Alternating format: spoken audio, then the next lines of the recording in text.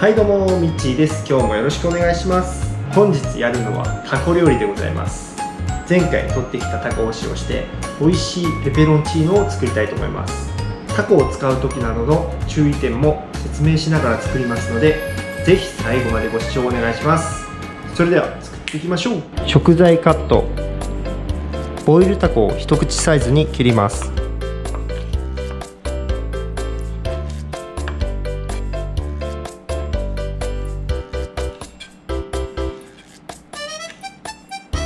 今回使うのは 100g なので、残りを使う予定がない場合は冷凍庫で保存してください。鷹の爪、半分に切って種を取り除いて切ります。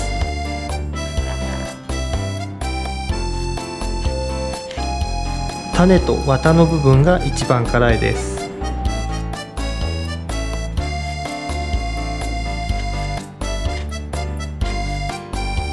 辛いのが好きな人は種を少し残しましょう。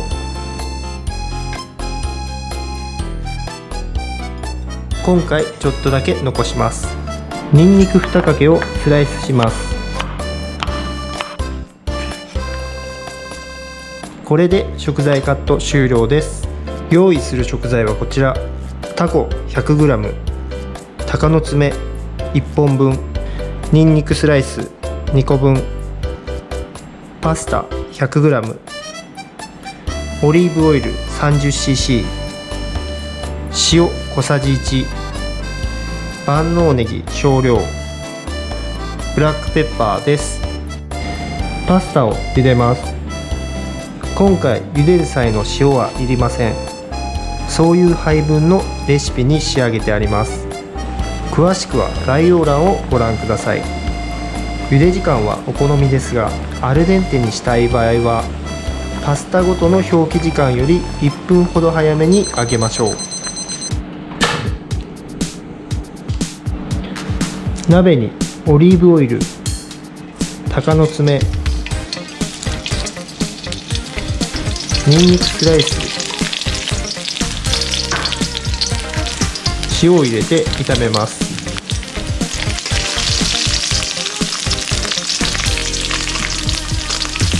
ニンニクに軽く色がついたらタコとパスタを入れて軽く炒めます。注意点として、タコは必ずパスタと一緒のタイミングで入れましょう。最初の段階で入れてしまうと硬くなって食感が台無しになってしまうからです。あとは盛り付ければ完成です。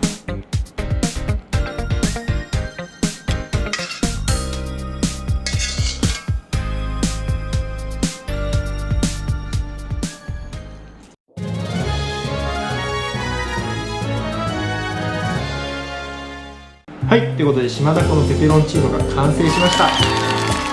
美味しそう。それでは早速食べたいと思います。いただきます。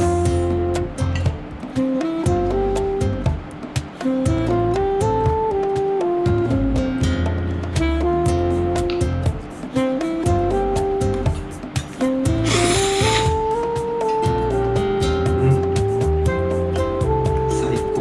辛みもね、超いい感じ。今回タコを 100g も使っちゃってるんで、かなり食べ応えがあります。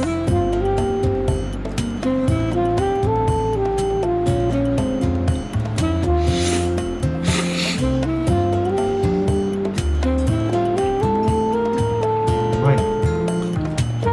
めっちゃ贅沢。最後の一口いただきます。